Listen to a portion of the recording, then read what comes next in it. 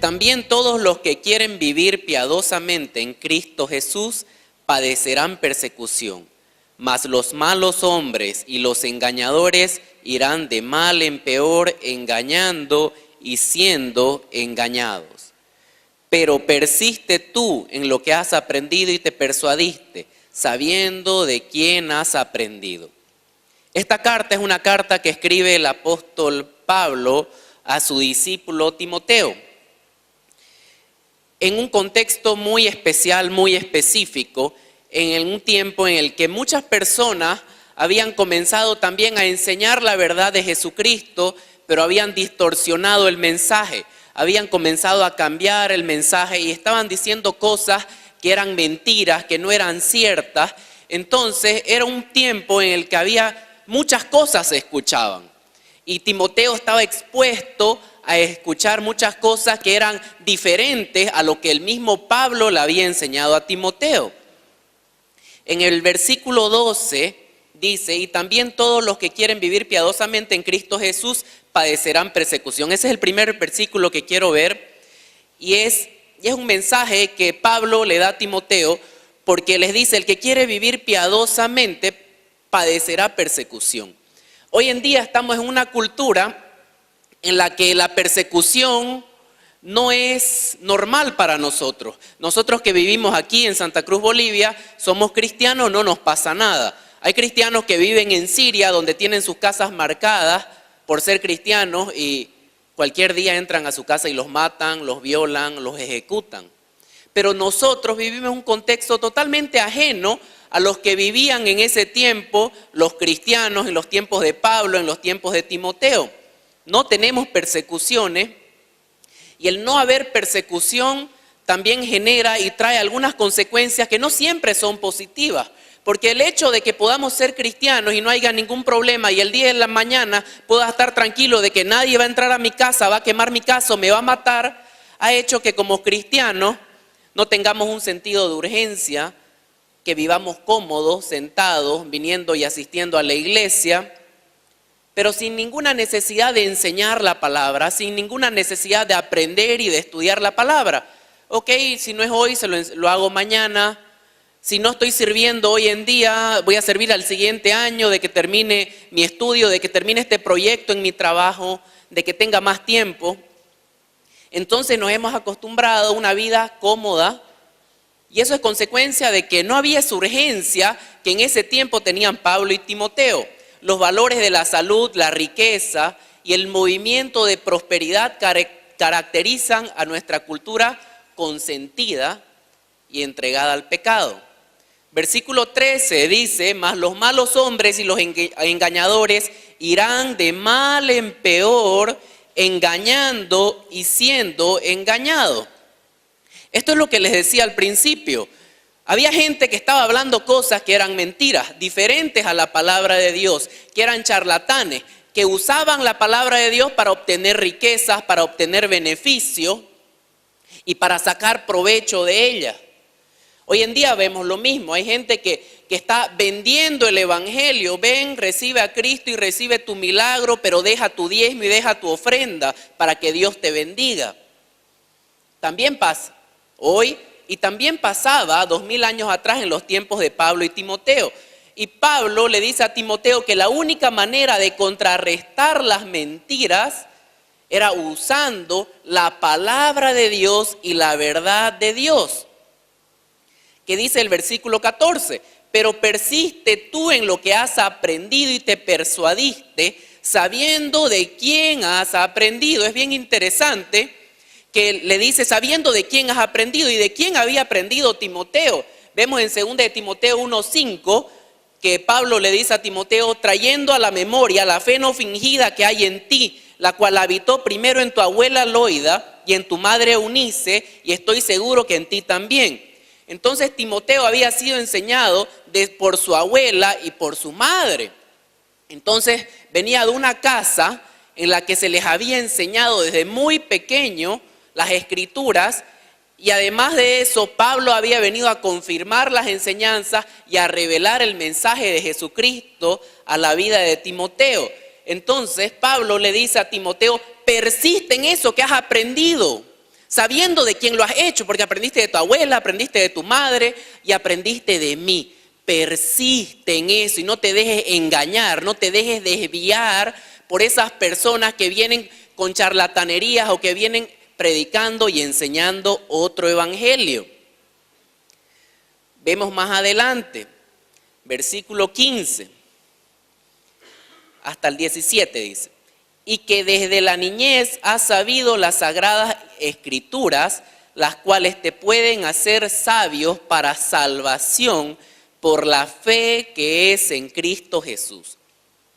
Toda escritura es inspirada por Dios y útil para enseñar, redarguir, corregir, para instruir en justicia, a fin de que el hombre de Dios sea perfecto, enteramente preparado para toda buena obra. Desde la niñez has sabido que las sagradas escrituras, le dice. ¿Qué son las sagradas escrituras? Muchas veces nosotros tenemos nuestra Biblia por ahí tiradas, medio sucias, medio con otras cosas encima. Pero aquí las escrituras nos enseñan de que son algo sagrado. ¿Y qué es algo sagrado? Algo sagrado es consagrado para un uso santo. La Biblia es diferente a cualquier otro libro, aunque sea los otros libros que hablan acerca de la Biblia, no son igual que la Biblia. Vamos a ver adelante por qué. Porque este libro, esta Biblia, esta escritura ha sido apartada por Dios para usos especiales y sagrados. Entonces la Biblia no es igual a ningún otro libro, no es igual a ningún otro título, ningún otro bestseller que hay hoy en día. Escucho personas que erróneamente dicen, no, la Biblia es un libro pasado, es un libro viejo que ya pasó de moda. No, Dios dice, su palabra dice, todo pasará, mas su palabra no pasará. La misma palabra dice que no pasará nada hasta que se cumpla, hasta la última coma de su palabra. Hasta el último punto y coma, todo se va a cumplir. No es una palabra antigua, es una palabra que es vigente. Y dicen, no, eso habla los pecados de otro tiempo. El corazón del hombre es el mismo. Y el hombre sigue entregado a los mismos pecados que seguían entregados, que eran entregados 2000 años atrás. Lo vemos en Gálatas 5, vemos el listado de pecados y vemos tal cual los mismos pecados hoy en día. Entonces, esas sagradas escrituras en las que había aprendido Timoteo desde su niñez, que nos dice que conducen a la salvación. ¿Sí? No somos salvos por creer en la Biblia en sí, sino al confiar en el Cristo revelado en la Biblia. Pero por ejemplo, Satanás conoce en la Biblia, pero no es salvo. Santiago nos dice que los demonios creen y tiemblan, pero no son salvos. Entonces no basta con un conocimiento académico de la Biblia, como muchas personas que no creen en Dios, muchos ateos tienen un conocimiento académico de la Biblia. Nosotros tenemos que tener un conocimiento genuino y espiritual del mensaje de la Biblia. ¿Qué relación hay entre la Biblia y la salvación? La Biblia, ¿qué hace? La Biblia en primer lugar nos muestra la necesidad de salvación. Es un espejo que nos muestra nuestro pecado ante los ojos de Dios. La Biblia explica que todo pecador está condenado y que necesita un Salvador ahora. La Biblia es muy claro también en mostrar de que el hombre no se puede salvar a sí mismo. Y lo vemos en toda la historia del Antiguo Testamento, que el hombre intentaba cumplir la ley de Dios, intentaba obedecer los mandamientos de Dios y no podía. Entonces la Biblia, ¿qué hizo con la ley? Trajo conocimiento de pecado. Hizo que el hombre tenga necesidad de un Salvador, que el hombre se dé cuenta de que no se podía salvar a él mismo. La Biblia también, además de mostrar nuestra condición de pecador, además de mostrar de que no nos podemos salvar a nosotros mismos, por sobre todo nos muestra el maravilloso plan de salvación de Dios. en el que Cristo murió por nuestros pecados y que si confiamos en Él y entregamos nuestra vida y le obedecemos, Él mismo nos salvará. Y además de salvarnos también, para el creyente, para nosotros que hemos creído en Cristo, que ya conocemos la Biblia, no es como que ya se acabó, hasta aquí llegó, ya conocí, ya soy salvo. No, sino la Biblia se convierte en nuestro alimento espiritual y nos nutre para que crezcamos en la gracia y sirvamos a Cristo. Es nuestra espada para pelear contra Satanás, contra la tentación y contra nuestra propia carne. Vámonos al versículo 16. Dice: toda escritura es inspirada por Dios y útil para enseñar, para redarguir, para corregir, para instruir en justicia. Toda la escritura es inspirada por Dios. Eso, si lo traducimos literalmente, dice: toda escritura es respirada o soplada por Dios. Toda escritura proviene del aliento de Dios.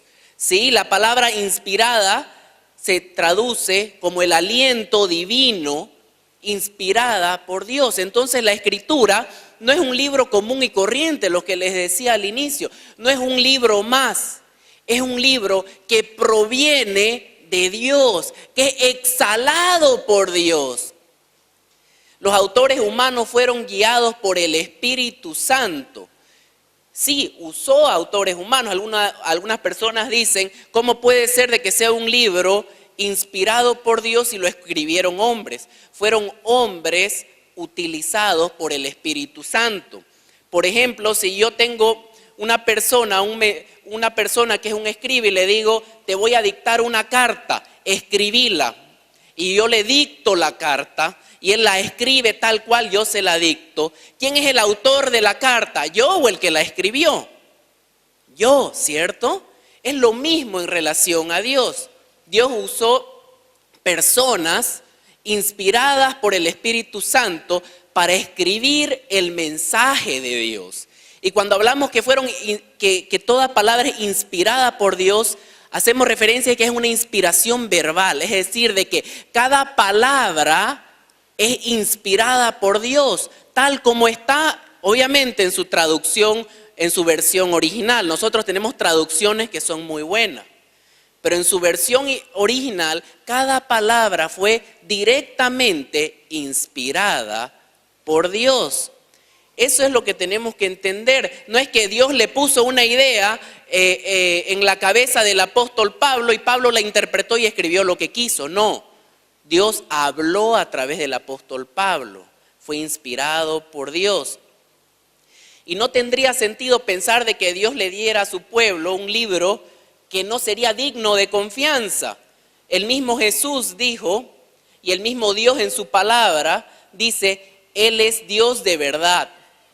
Jesús es la verdad, tenemos en Juan 14:6. El Espíritu es la verdad, en 1 de Juan 5:6. Y Jesús dijo referente a la Escritura: tu palabra es verdad.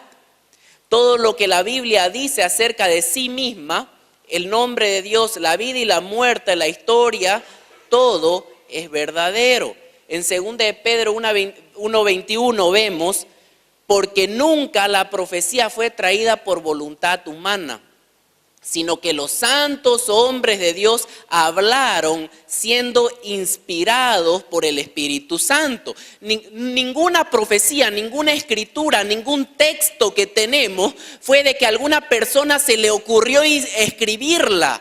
No partió de iniciativa de algún ser humano, sino que fueron inspirados por Dios. Esa inspiración, ese aliento de Dios que les dijo cómo escribir cada una de las palabras y las letras. Entonces la Biblia no es un libro como cualquier otro, es un libro divino, que no se compara con nada de lo que existe en la literatura. Toda la escritura es inspirada por Dios, decíamos. Y también dice, y útil. ¿Para qué es útil? El versículo 16. Útil para enseñar, para redarguir, para corregir, para instruir en justicia. Al decir que son útiles, estamos diciendo que son beneficiosas, que son provechosas. ¿Pero para qué? Para enseñar qué es lo que es correcto, para enseñar la verdad, para enseñar acerca del plan de salvación de Dios por medio de la vida, de la muerte y la resurrección de Cristo. No debemos olvidarnos que el cristianismo no está fundado sobre un libro con todas las páginas y las letras de ese libro. El cristianismo está fundado sobre una persona viva, sobre Jesucristo, que murió en aquella cruz por mis pecados, pero que al tercer día resucitó y que hoy está vivo. Entonces ese es el cristianismo. Estamos fundados sobre alguien, sobre una tumba vacía, no hay cuerpo. Jesucristo ha resucitado y es sobre la vida de Jesucristo, su muerte y su resurrección que está fundado el cristianismo. Y la Biblia nos enseña ese mensaje, nos capacita para entender ese mensaje. Por eso la iglesia que no tiene un estudio bíblico es una iglesia que le falta un elemento esencial, porque no conoce y no entiende la vida de Jesucristo, no entiende las enseñanzas de Jesucristo, no entiende el pecado en el que había caído el hombre antes de tener un camino por medio de Jesucristo. Por eso es la Biblia y toda palabra es inspirada y útil para enseñar que el mensaje del evangelio, el mensaje de salvación, el mensaje de reconciliación entre el hombre y Dios. También nos dice que es útil para redarguir o administrar la reprensión, es decir, para llamarnos la atención sobre lo que no es correcto. La Biblia nos habla de manera directa acerca de aquellas cosas en nuestras vidas que desagradan a Dios. No quiere decir que sirvan para señalar los errores de mi hermano o del otro, pero sí quiere decir que son valiosas para convencer a una persona de que está en el error e indicarle el camino correcto. Voy a contarle 3 ejemplos de cómo la Biblia logra esto. En Brasil, el señor Antônio de Minas en una ocasión compró un Nuevo Testamento y se lo llevó a casa para quemarlo. Cuando llegó a su casa encontró con que el fuego estaba apagado. Deliberadamente lo volvió a encender, echó en él el Nuevo Testamento y no ardía. Abrió las páginas para que ardiera más fácilmente, lo abrió por el Sermón del Monte. Lo echó una ojeada y cuando lo echaba al fuego le captó la mente. Lo volvió a coger y siguió leyendo, olvidándose del tiempo, todas las horas de la noche pasó leyendo, y cuando estaba rompiendo ya la mañana, cuando estaba amaneciendo, se puso en pie y declaró: creo. La Biblia lo convenció. Vicente Quiroga de Chile encontró unas pocas páginas de un libro que había traído la marea sobre la playa después de un terremoto. Las leyó y no pudo descansar hasta que consiguió el resto de la Biblia. No solo se hizo cristiano, sino que se dedicó el resto de su vida a la distribución de las escrituras en las aldeas olvidadas al noreste de Chile. En Sicilia, una noche oscura, en un bosque, un bandolero, un asaltante, detuvo a un vendedor ambulante de material bíblico y lo amenazó con un revólver. Le ordenó que encendiera una hoguera para quemar todos sus libros. Encendió el fuego y el vendedor ambulante le preguntó si podía leer un poco de cada libro antes de arrojarlo. Leyó el Salmo 23 para empezar, luego leyó la parábola del buen samaritano, luego le leyó el Sermón del Monte, de otro leyó 1 Corintios 13.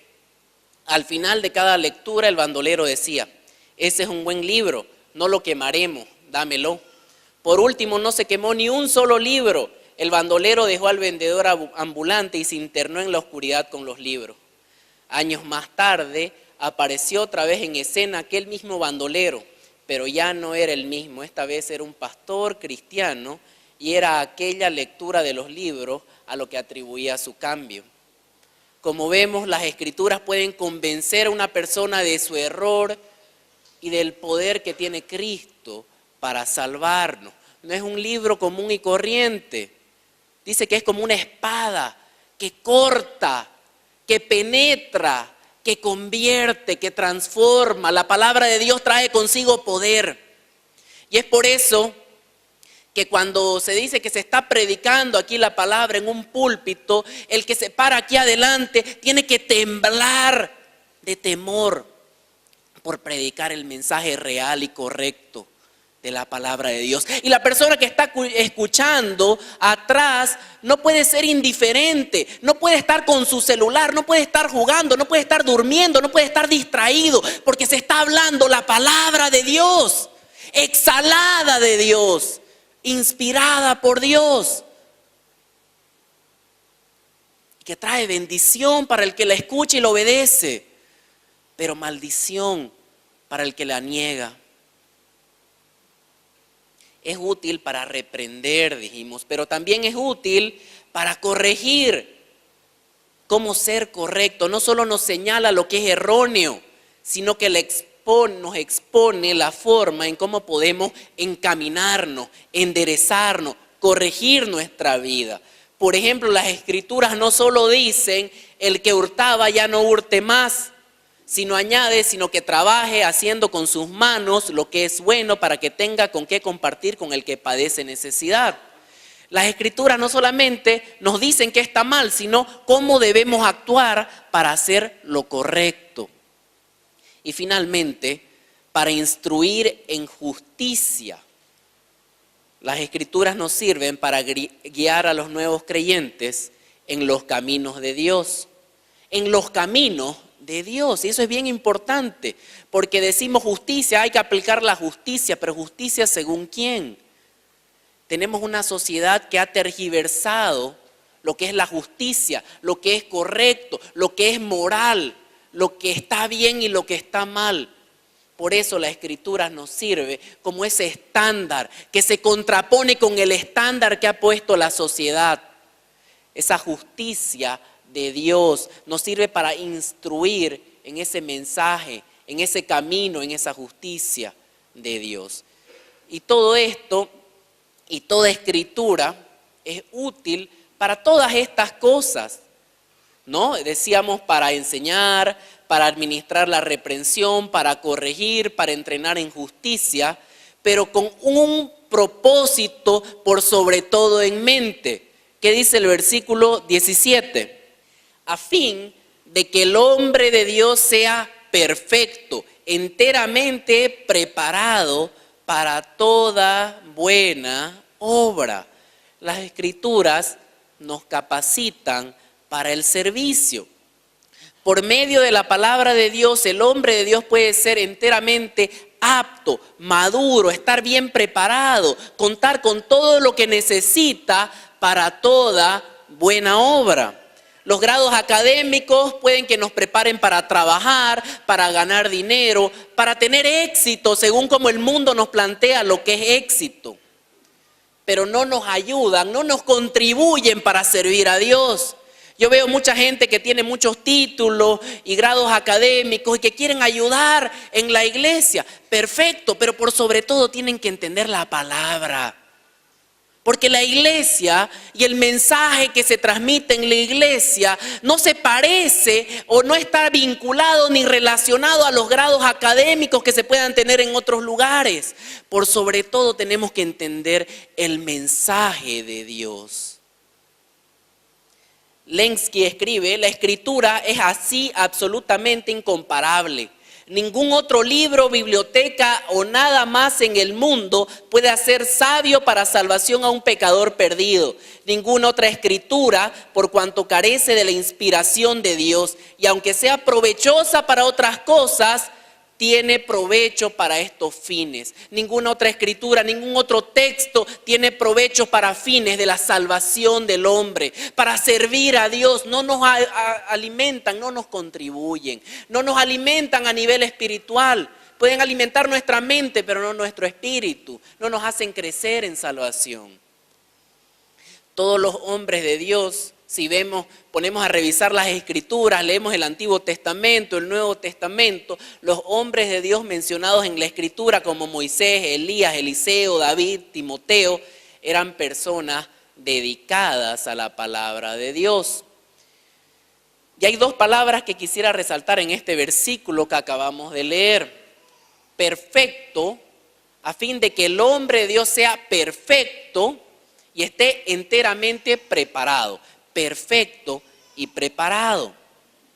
La palabra perfecto no significa sin pecado, sino significa completo, en buenas condiciones. No quiere decir que nunca se haya equivocado, sino implica estar listo para ser usado. Y preparado tiene un significado similar que significa equipado para el servicio. Es decir, listo para ser usado, eso quiere decir ser perfecto, y estar preparado significa estar equipado para el servicio. Entonces la palabra de Dios nos prepara y nos equipa como creyentes para que podamos vivir una vida que agrada a Dios y hacer el trabajo que Dios quiere que hagamos. Mientras mejor conozcamos la palabra de Dios, mejor podremos vivir y trabajar para Él.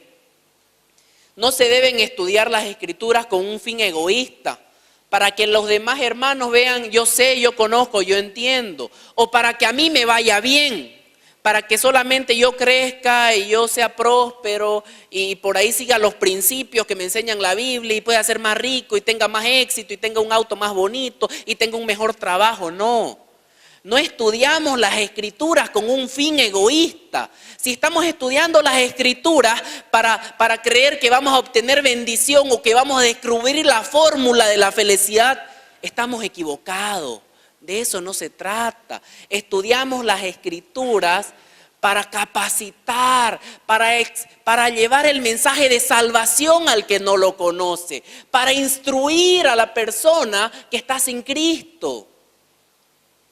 Una conversión que no hace nada más que pensar en hecho, ya soy salvo, estoy contento, no es una verdadera conversión. El cristiano debe estudiar las Escrituras para ser útil a Dios y útil a sus hermanos. Nadie es salvo a no ser de que esté apasionadamente entregado para salvar a otros. Y eso que nos sirva de reflexión, hermanos. Si venimos a esta iglesia porque tenemos que cumplir todos los domingos con ir a la iglesia como me enseñaron desde pequeño, y venimos a la iglesia porque tenemos que hacerlo y con eso es suficiente y ya me siento bien el resto de la semana, analicémonos. Si no tenemos esa pasión por salvar, por entregar el mensaje, por llevar el mensaje al que no conoce, es mejor que revisemos nuestra vida. Porque el que no es útil, el que no usa su conocimiento y su entendimiento de la palabra para servir a Dios, es porque probablemente solo tiene conocimiento y no tiene una relación con Dios. Entonces, la palabra de Dios tiene que ser nuestro principal arma e instrumento para capacitarnos, para capacitar al pueblo de Dios para su obra. Los tiempos no van a mejorar. Hoy en día decimos, bueno, no hay persecución, nadie está matando a nadie por ser cristiano, al menos aquí en Santa Cruz, en Bolivia, no sucede. Pero las cosas no van a mejorar. Y no lo digo yo, lo dice la palabra. Las cosas se van a poner peor. En los postreros tiempos va a haber más persecución. Al cristiano se lo va a perseguir. Y cada vez vemos leyes que son en contra de los principios de Dios. Y cuando la iglesia cristiana sale adelante, los insultan, los humillan. Eso es solo el comienzo.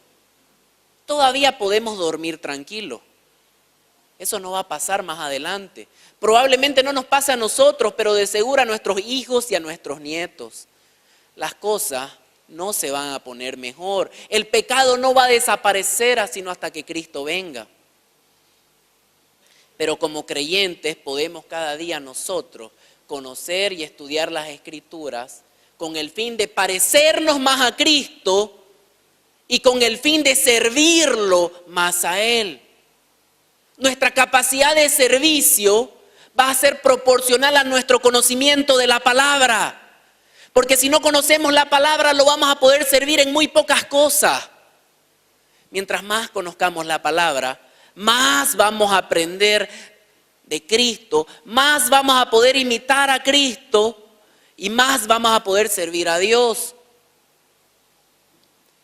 Debemos separarnos de esas mentiras, de esas falsas doctrinas que hoy se enseñan, de que buscamos a un Dios para que me dé bendición, para que me dé milagro, para que me dé felicidad. No, buscamos a Dios porque es Dios y Él es Rey y Él es soberano.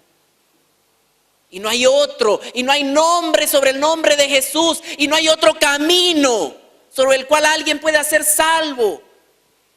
No hay. Por eso es que lo buscamos, porque es la única oportunidad que tenemos, porque es el único camino que nos lleva a la salvación. Y nos queremos parecer cada día más a Cristo. ¿Por qué? Porque para eso fuimos llamados los cristianos.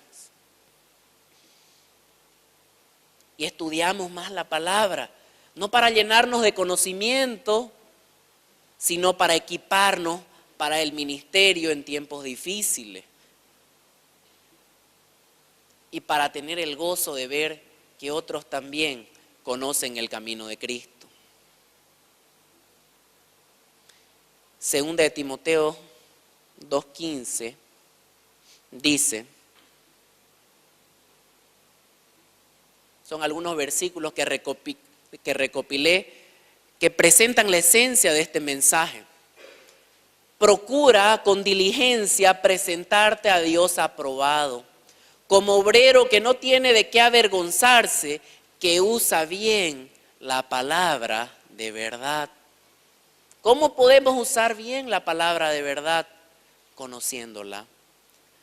Josué 1:8 dice, nunca se apartará de tu boca este libro de la ley, sino que de día y de noche meditarás en él para que guardes y hagas conforme a todo lo que en él está escrito, porque entonces harás prosperar tu camino y todo te saldrá bien.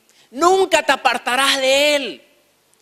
¿Cómo podemos apartarnos? ¿Cómo podemos no apartarnos de algo que no conocemos? Por eso tenemos, como dice, nunca te apartarás de él y meditarás en él de día y de noche. Salmos 1, del 1 al 3. Este es uno de los versículos que más me llegan, que más me impactan.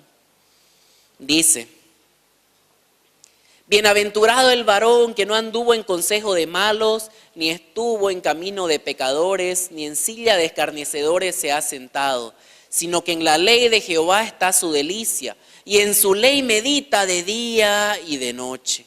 Será como árbol plantado junto a corriente de aguas, que da su fruto en su tiempo, y su hoja no cae, y todo lo que hace prosperará. Es importante, hermanos, es importante. Y no es leer mi devocional un poquito y se acabó, no es leer un capítulo al día, es realmente estar apasionado, es meditar en la palabra de día y de noche, pensar todo el tiempo en la enseñanza que nos da su palabra, apasionarse. Puede ser difícil, puede que nos cueste, puede que nos durmamos al principio, que no le entienda, pero nos esforzamos, pero buscamos formas, pero pedimos ayuda. Pero meditamos en el consejo de Dios, porque es el camino que nos hace crecer para salvación, porque es el camino que me prepara para poder servir a Dios, porque es el camino que me hace conocer más a Jesucristo, aquel que 2000 años atrás murió en una cruz,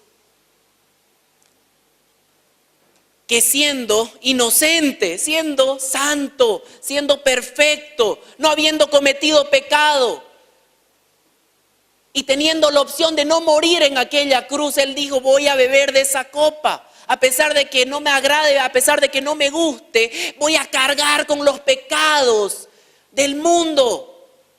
Él cargó con mi pecado y con tu pecado, siendo santo, siendo perfecto.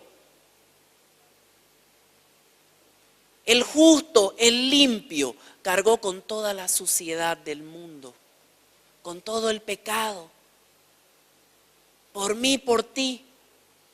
Y ese es el mensaje que está desde Génesis hasta Apocalipsis, el camino de salvación, de reconciliación entre Dios y el hombre.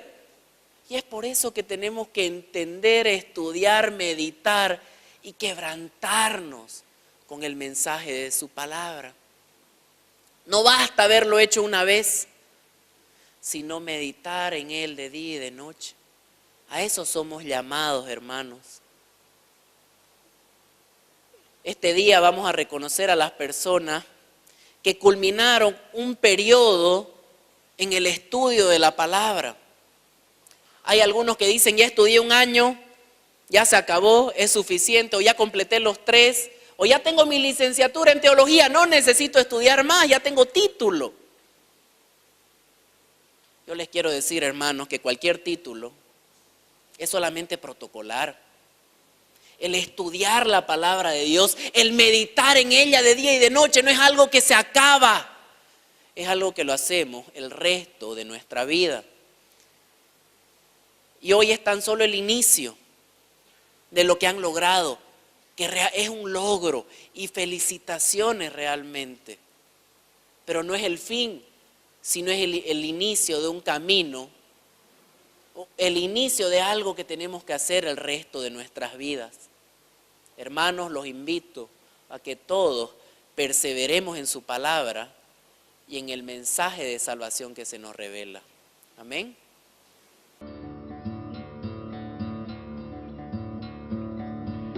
Ven que te haré pescador de hombres. Es la frase que se ha perpetuado en los tiempos de los tiempos.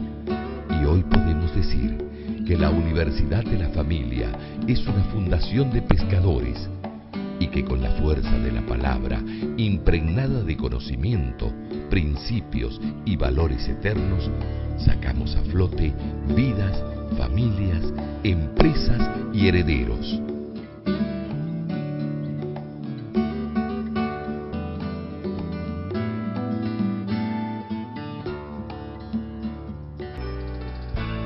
Fundación Universidad de la Familia.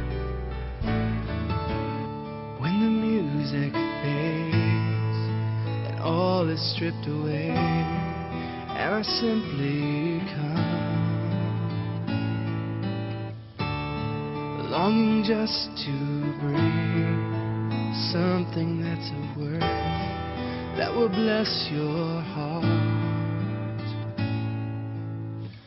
I'll bring you more than a song, for a song in itself is not what you have required. Quiero algo diferente.